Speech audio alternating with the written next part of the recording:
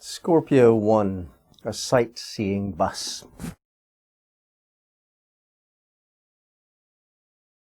I remember the change in the awakening of consciousness that occurred, let's say, in the 60s. Until the 60s, people were poor. We were just coming out of a war, the Second World War and stuff. And in the 60s, money started to flow a little bit. And so when you spend your money, you get to express yourself much more obviously.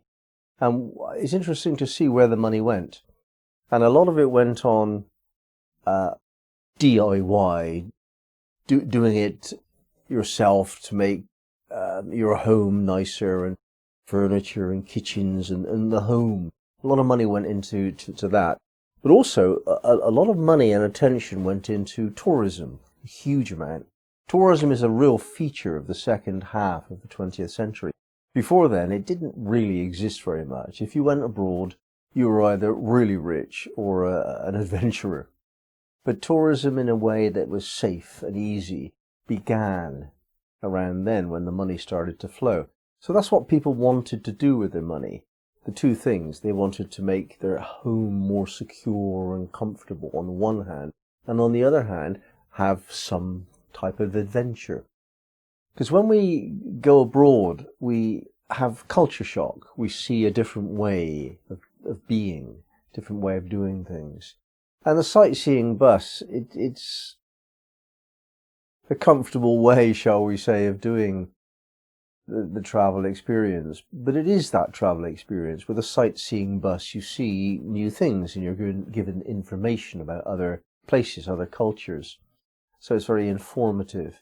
And it changes what we observe.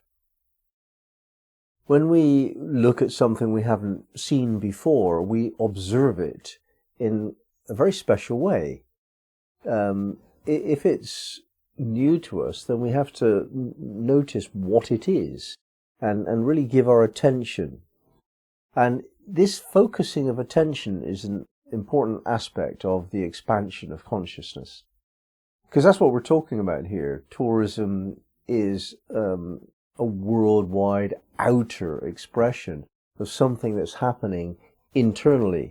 There is obviously an awakening of consciousness taking place on the level of the planet. Humanity is waking up. And this was made clear only in the 60s. And it's taken a long time. And we're 60 years later than that. And it still seems very new, this expanded consciousness. The Industrial Revolution replaced the age of farming. But the Industrial Revolution itself has been superseded by the age of information. The information age has taken a lot of our attention. And this is another way in which we expand our consciousness. The first thing we do when we expand consciousness is we notice new facts. Now, of course, the information age has given us huge access to facts and figures that we never had before. The internet is the source of a huge amount of information. And of course, a lot of that is disinformation, it's false, it's lies, it's just wrong. But a lot of it isn't. And whether or not it's right or wrong, it doesn't actually change the fact that we're thinking about it. And that job of opening up our thinking capacity to consider new ideas is actually much, much more important than whether those ideas are true or not. So the fact that we get on the sightseeing bus is the important thing here, not whether we are in London or Athens or somewhere else. That's the secondary aspect. So Scorpio 1 is about the expansion of consciousness, and it's a Scorpio mystery. So it's to do with inwardness and depth. And yet its first degree is an expression of outgoingness, looking at something new. So we have to think about the implications here. And that is that what we're doing in life, the outer experience of our beingness, is only given meaning when we internalize it in some way, in the Scorpio way in this case. So that's likely to be to do with the realm of feelings and truth and transformational potential. That's Scorpio, isn't it? So if we go on a sightseeing bus just to find out where the cheapest wine is on service and where we can get the best parties, and that's one way of using the experience. But Scorpio is actually saying, oh, look, that woman is wearing a veil and that woman isn't. I wonder why. That man is talking to that man in a way which indicates power, and I wonder why. This Scorpio approach to look deep into things below the surface is a part of all of this. And it's done with passion. Scorpio indicates passion. So if you observe with passion, you don't see clearly. You only observe clearly when you have a clear mind. Otherwise you bend what you see. So we begin with that clear-minded focus, the focus of attention. And yet if you don't register what you see, what you observe, as in some way subjective, some way personally relevant, touching your passions, in other words, then it's shallow. We have therefore to study these two aspects of approach to life, and this is all metaphorical. How do you open yourself up to an expanded life? What do you do about that? How do you go about that? How do you get on your sightseeing bus? And it doesn't mean that you have to go to new cities and have new adventures. It could be that you take up a new hobby, or read a new book, or study something which gives you insight into your perception. So how do you do that? And the suggestion in this degree is that you need to have twin approach. On the one hand, great clarity of mind and focus, so that you can exclude things that don't count, things that will get in the way of your observation. So a pinpoint clarity of observation, so that you see the facts of the matter.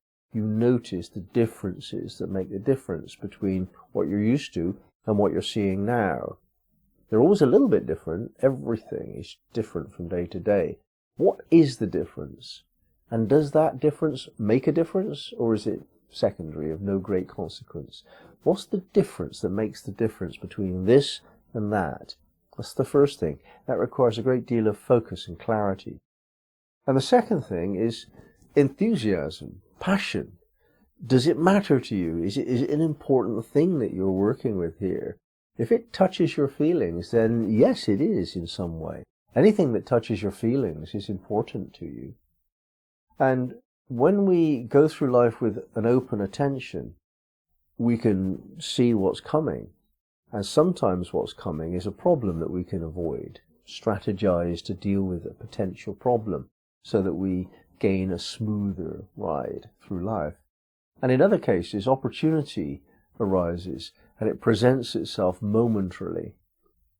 And if we do not strike then, we miss an opportunity for furthering our expansion of consciousness.